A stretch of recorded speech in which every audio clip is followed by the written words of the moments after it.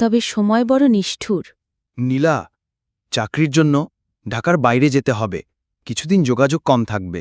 আমি অপেক্ষা করব। শুধু কথা দিও, একদিন ফিরবে আমার কাছে। তানভীর চলে গেল।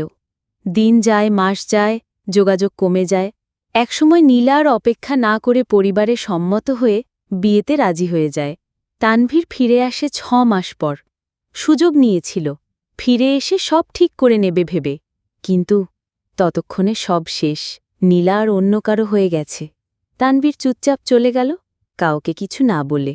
সেই রাতে নীলার বাসার দরজায় একটা খাম পড়েছিল, ভেতরে একটি চিঠি। তুই ভুল করিসনি। আমি সময়ের সাথে দৌড়তে পারিনি। ভুল শুধু একটাই, তোর অপেক্ষার দাম দিতে পারিনি। তুই সুখী থাকিস, আর যদি কোনোদিন আমায় মনে পড়ে, তুই আর ফিরিস না।